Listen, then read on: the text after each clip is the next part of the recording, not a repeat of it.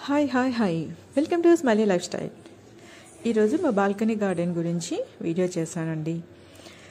So చాలా plants ఉన్నాయి, but ఈరోజు అయితే మనీ ప్లాంట్ గురించి వీడియో చూద్దాం. మనీ ప్లాంట్ని కొమ్మలుగా తీసేసుకున్నానండి. ఆ కొమ్మలు తీసుకొని బాటిల్లో పెట్టేసి ఫుల్ వాటర్ వేసుకున్నాను.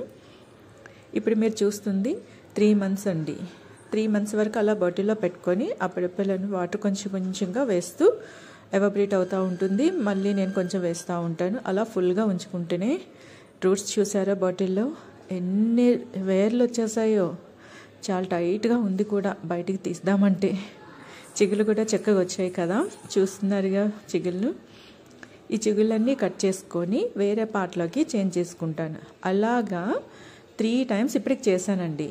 ఇది 4th time. అవి చిగుళ్ళు కట్ చేస్తా ఆ మదర్ ప్లాంట్స్ని మళ్ళీ కూడా అదే బాటిల్లో రూట్స్ అన్నీ కట్ చేసేసి పెట్టేస్తాను అనమాట. మళ్ళీ కూడా అలాగే చిగుళ్ళు వస్తూ ఉంటాయి. నేను అవి తీసుకొని వేరే పార్ట్లోకి షిఫ్ట్ చేసుకుంటూ ఉంటాను. సో ఇప్పుడు ఇది వచ్చేసి 4th time. ఓకే, రూట్స్ అయితే చాలా ఎక్కువ వచ్చేసాయి. బాటిల్లో నుంచి తీయడానికే కష్టమైంది కదా. ఓకే, సో ఒక్కొక్కటి విడదీసి చూద్దాం. రూట్స్ ఎంత ఎక్కువ వచ్చేసాయంటే, వాటర్ ప్లాంట్ అండ్ ఇది మన్ను సాయిల్లో కూడా వస్తుందండి మనీ ప్లాంట్. బట్ దీనికి కొంచెం సన్ రైజ్ ఉంటే చాలా బాగుంటుంది. సన్ రైజ్లో పెట్టుకొని అది ఒక 1 month అయితే సన్ రైజ్లో పెట్టుకొని తీసుకొచ్చేసి మన ఇండోర్ ప్లాంట్స్ లాగా చూసుకోవచ్చండి ఒక 2 months వరకు. బట్ అప్పుడప్పుడు సన్ రైజ్లో పెడుతూ ఉండాలి, ఒక 24 hours. అలా ఒక 1 week అలా పెట్టుకోవచ్చు, లేదనుకుంటే ఒక 10 days కల్లా పెట్టుకోవచ్చు. మీ అవకాశం ఉన్నంత వరకు మీరు అలా పెట్టుకుంటూ ఉండొచ్చు. నేనైతే మా బాల్కనీలో పెట్టుకుంటాను. కొంచెంగా ఎండ వస్తూ ఉంటుంది, బట్ ఎక్కువ రాదు. అయినప్పటికీ కూడా చక్కగా చాలా బాగా గ్రో అవుతుందండి.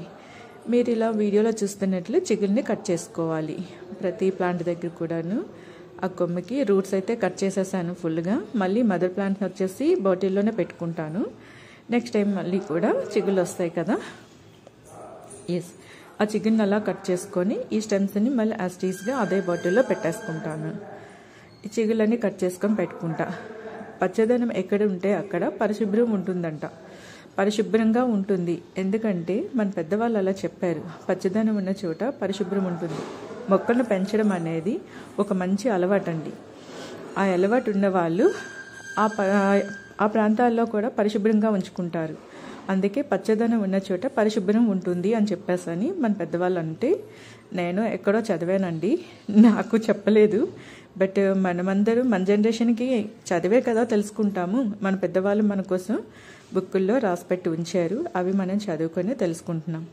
ఓకే, మీతో చెప్పారా అని చెప్పేసి నన్ను అనుకోవద్దు, మీ ఇష్టం. ఓకే, సో ఇప్పుడు ఈ చిగుళ్ళన్నీ కట్ చేస్తాం కదా, ఇవన్నీ కలిసి లైన్ మీదుగా ఒక బంచ్ మాదిరి పెట్టేసుకోవాలండి. పెట్టేసుకుంటే చూడండి ఎంత బాగున్నాయి కదా, గ్రీన్గా ఫ్రెష్గా. వెంటనే కట్ చేసేసి వెంటనే పాట్లో పెట్టేస్తున్నాను. ఇలా పెట్టేసుకొని కొంచెం వాటర్ కూడా వేసుకోవాలి. ఎప్పుడైనా సరే మొక్కలు నాటేటప్పుడు ఆల్రెడీ పాట్లో వాటర్ వేసే మొక్కలు నాటుతాము. నాటినప్పటికీ కూడా మళ్ళీ కొంచెం వాటర్ అనేది వేయాలంట. అది ఒక సెంటిమెంట్ అంతే. ఏంటి ఆ సెంటిమెంటు అని సరే నన్ను అడగొద్దు ప్లీజ్.